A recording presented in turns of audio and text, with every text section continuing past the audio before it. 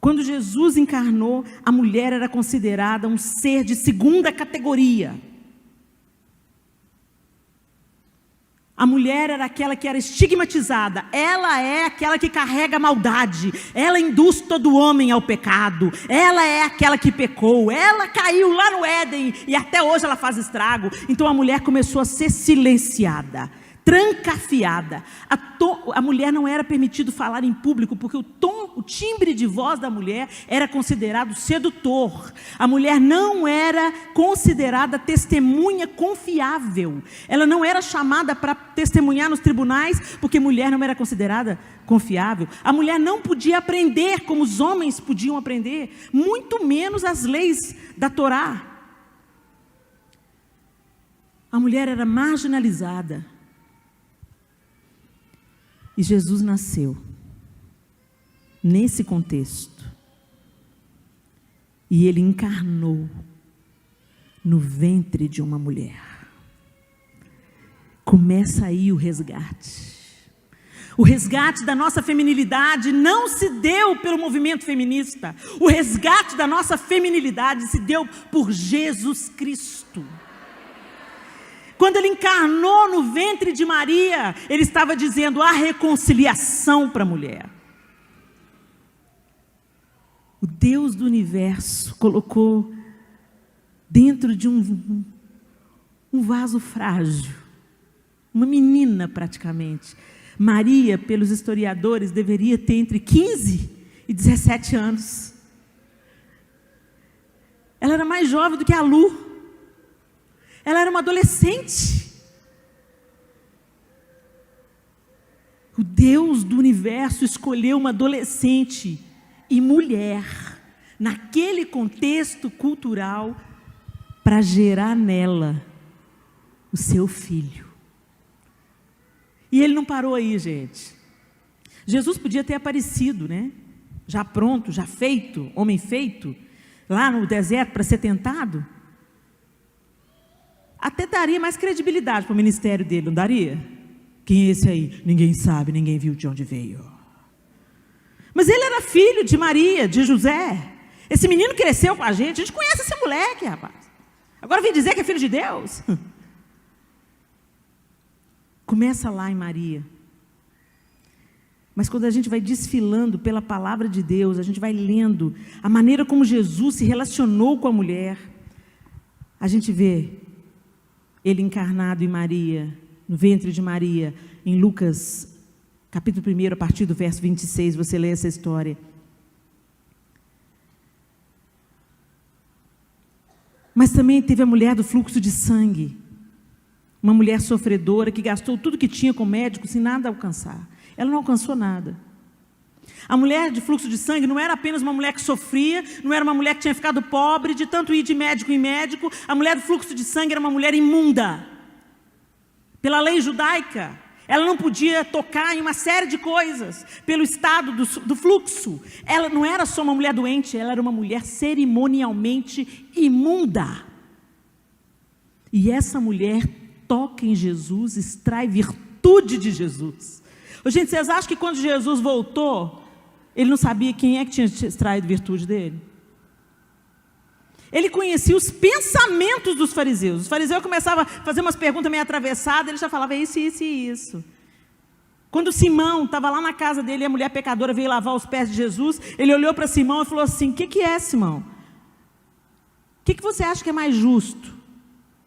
E ele conta uma história para Simão para saber quem é mais perdoado, ama mais. Ele já conhecia os pensamentos de Simão. Quando ele vira, a multidão inteira estava apertando Jesus e ele pergunta: quem me tocou? Mestre, todo mundo está te tocando, mas alguém me tocou de um jeito diferente e extraiu vida de mim, extraiu virtude de mim. Ele sabia quem era aquela mulher. E ele deu voz para a mulher que não podia falar em público. Quem me tocou? E ele inquiria até que a mulher se apresentou, morrendo de medo, porque não era permitido falar em público. Fui eu, Senhor. Eu fico imaginando quando ela falou, fui eu. A galera a galera da religião falou, imunda. Foi a imunda. Ela não tinha nem que estar na rua, tocando em todo mundo. Mas ela tocou, e não só tocou, extraiu virtude. E Jesus tornou esse ato público. Ele levantou esse ato diante dos olhos de todos. Vocês estão entendendo o que está acontecendo aqui? A imunda me tocou e tirou virtude de mim, porque eu vim para resgatar a mulher também. Eu tenho um plano para a mulher também. Como criador, eu tenho um lugar para a mulher, um papel para a mulher e um propósito para a mulher nessa sociedade. Vocês não estão entendendo? Não parou aí. Teve sua própria mãe, teve a mulher com fluxo de sangue, teve a mulher adúltera, culpada. Pela lei mosaica, ela tinha que ser apedrejada. Ela era culpada, ela era culpada. Todo mundo sabia que ela era culpada. E ela foi pega em flagrante adultério e trazida publicamente para todo mundo ver a vergonha dessa mulher. E Jesus quebra tudo quando ele fala, quem não tiver pecado, pode atirar a primeira pedra. Quando eles tiveram pelo menos a dignidade de reconhecer que eles também eram pecadores, e saíram, Jesus perguntou, mulher, cadê aqueles que te acusavam? Não tem ninguém, Senhor. Eu também não te condeno. Vai e não peques mais. Ele deu o resgate da mulher encarnando no ventre de uma. Ele deu voz a uma mulher que não podia falar em público, uma mulher considerada imunda, desprezada pela sociedade, desprezada pela religião. Ele deu perdão e uma outra chance de recomeçar a vida para uma mulher que foi pega na cama com outro cara. E não para por aí. Ele foi a Samaria. Os samaritanos eram considerados uma raça não digna de confiança. Os judeus detestavam os samaritanos, eles não se davam, eles não se falavam. E o texto bíblico, se você for lá em João 4, você vai ver que o texto diz que era-lhe necessário passar por Samaria, mas não era uma necessidade geográfica. Ok, Samaria está entre a Judéia e a Galileia, mas os judeus evitavam o território samaritano, eles davam a volta, passavam por fora. Então a necessidade não era geográfica, a necessidade é porque tinha uma mulher lá na beira do poço que Jesus queria encontrar, e não só encontrar, se revelar a ela, e não só se revelar a ela, fazer dela a primeira evangelista em Samaria. E a coisa era tão séria que ele dispensou os outros 12 discípulos. Porque o texto fala que os discípulos tinham ido à cidade comprar pão. 13 para comprar pão para 12. Fala sério, né? Foi um despacho geral. Vamos embora, gente, bora comprar pão? Vamos? Porque até eu explicar para esse cabeção do Pedro, que eu estou falando, com uma mulher samaritana que já teve 5 maridos, vai dar um cacho. Comprar pão, Pedro! Vai, gente, vai comprar pão, deixa sozinho, que eu tenho um papo para tratar aqui com a minha parceira. Vai virar a primeira evangelista em Samaria. E quando eu vejo a conversa de Jesus com aquela mulher, gente, eu piro, gente, eu piro. Que coisa linda! Era uma mulher que tinha sido 5 maridos. Samaritana, mulher, tudo contra ela. Era tão absurdo que Jesus estava pedindo para ela, quando ele falou assim, me dá de beber. Ela falou assim, como é que você está me pedindo de beber? O senhor não tem com que tirar a água, o poço é fundo. O senhor está pedindo para mim que sou mulher samaritana? Não era nem para o senhor estar falando comigo, eu sou samaritana, hello?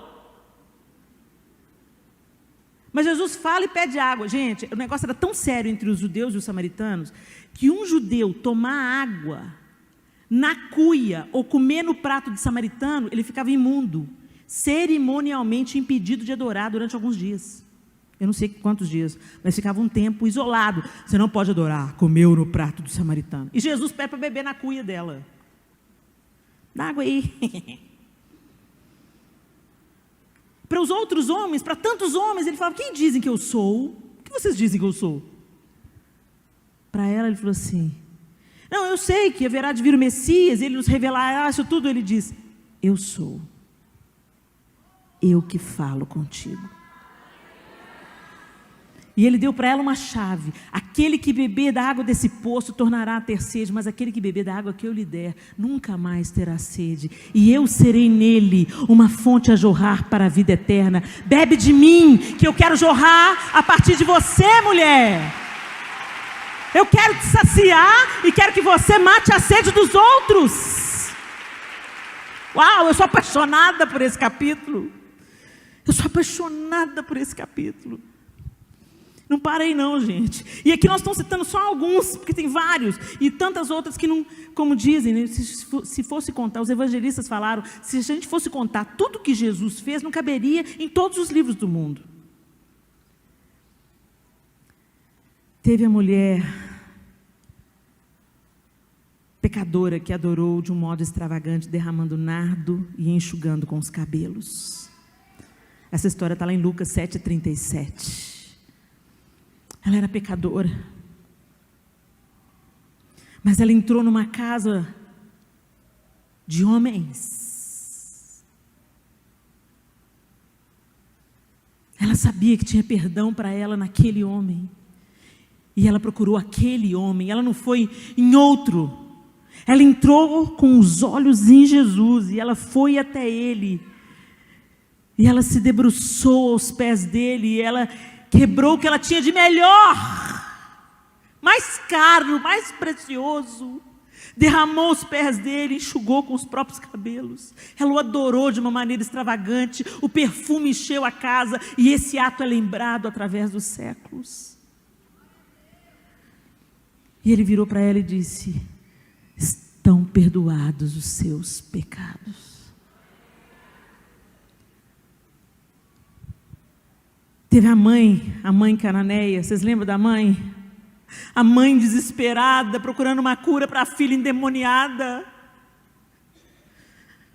E Jesus vai testando a fé dessa mãe, vai quebrando as estruturas de orgulho dessa mãe, com as respostas duras, com as respostas ríspidas, mas atraindo essa mulher. Continua, continua buscando o que você veio buscar, que eu quero te dar, mas você vai ter que se humilhar, você vai ter que se dobrar.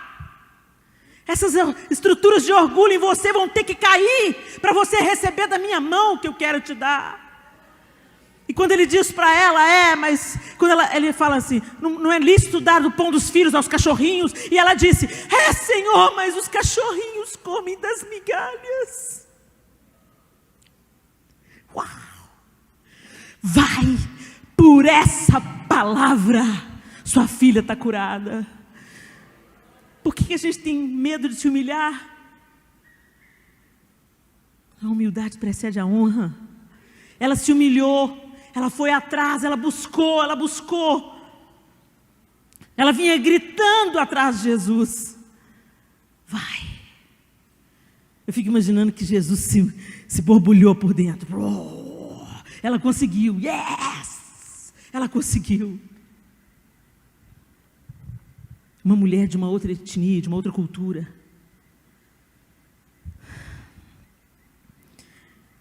Teve Marta e Maria. Marta e Maria.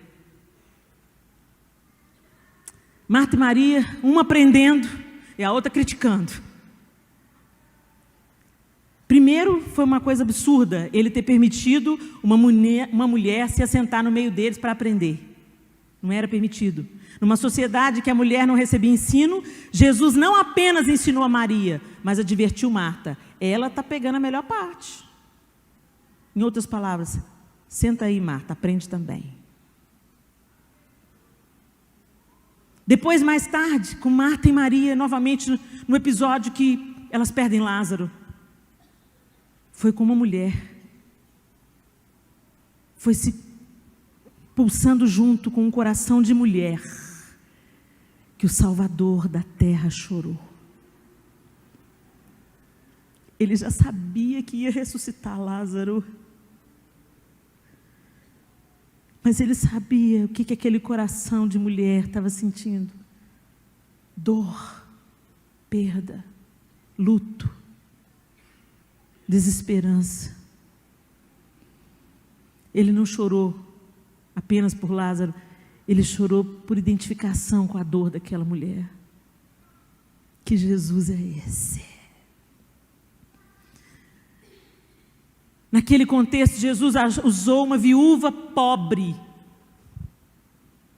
Essa história está em Lucas 21, logo no início do capítulo. Uma viúva pobre foi usada como exemplo de entrega e generosidade. Essa veio e depositou tudo que tinha. É isso que captura o meu coração. E finalmente, em Marcos 16, 9. Maria Madalena, que tinha sido liberta de 7 demônios, feita discípula de Jesus, servia ao ministério de Jesus, ela foi a escolhida para Jesus aparecer ressurreto. No nascimento, do nascimento, até a sua ressurreição, ele veio resgatando a mulher, levantando a mulher, dando voz à mulher. Isso é empoderamento. Não é o que dizem aí que é empoderamento feminino. Isso é empoderamento. Jesus, o Filho do Deus vivo, colocando a mulher novamente no lugar que ela fora criada para ocupar. Auxiliadora, Ezer, idônea, apta, capaz, competente e moralmente correta. Essa é a palavra de Deus para nós. Ezer, apta, capaz, competente e moralmente correta. Depois de todo esse trabalho de resgate, as mulheres serviam a Jesus com seus bens. Tem um texto que diz isso. E aconteceu, está em Lucas 1, e aconteceu depois disso que andava de cidade em cidade, de aldeia em aldeia, pregando e anunciando o evangelho do reino de Deus, e os 12 iam com ele. E algumas mulheres que haviam sido curadas de espíritos malignos e de enfermidades, Maria, chamada Madalena, da qual saíram 7 demônios, e Joana, mulher de Cusa, procurador de Herodes, e Susana, e muitas outras que o serviam com seus bens. As mulheres estavam diretamente atuantes no ministério de Jesus Cristo.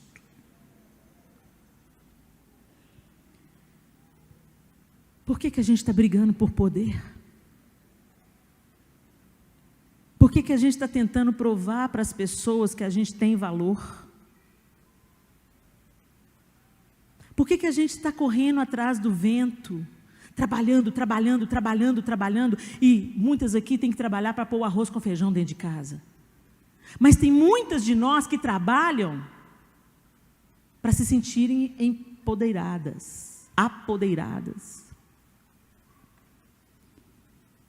Muitas trabalham por causa da pressão da sociedade. Você depende do seu marido?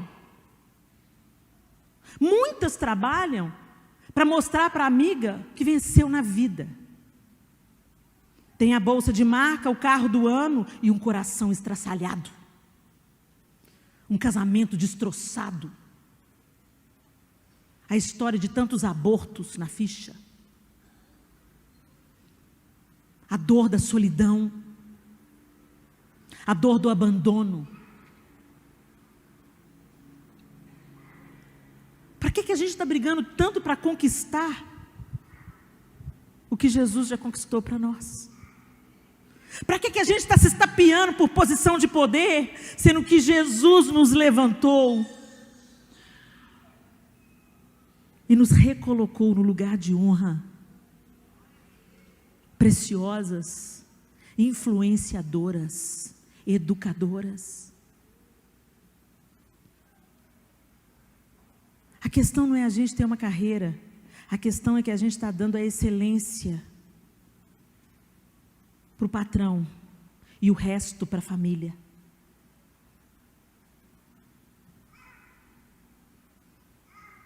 A gente está vivendo de aparências. gastando o que não tem, se endividando para parecer o que não somos. Tão distantes do plano de Deus para a gente. Não reconhecemos, às vezes, a preciosidade dos homens que passam pelo nosso caminho, a começar no nosso próprio pai.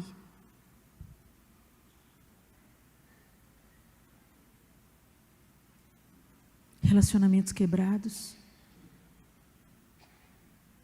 frustrações, e a gente continua cavando poços, nos esforçando para conquistar, para mostrar, para aparecer, e nos distanciando novamente do plano de Deus para a nossa feminilidade. Ezer, aquela que consola, aquela que ensina, aquela que cura, aquela que influencia, aquela que cuida, aquela que defende o seu lar. Ezer, auxiliadora, cheia do Espírito, cheia de autoridade do alto, não a autoridade que o homem dá. Reconstrutora de muros, encorajadora, aquela que gera vida com a boca. Você vai conseguir, nós vamos vencer. Você é preciosa, você tem valor, meu bem. Senhor, eu coloco diante do Senhor a minha família, eu coloco diante do Senhor a minha carreira, eu coloco diante do Senhor o meu pai, a minha mãe, os meus sonhos. Vida com a boca. Ezer. Far-lhe-ei uma auxiliadora, far-lhe-ei, Ezer, que seja apta, capaz, competente e moralmente correta.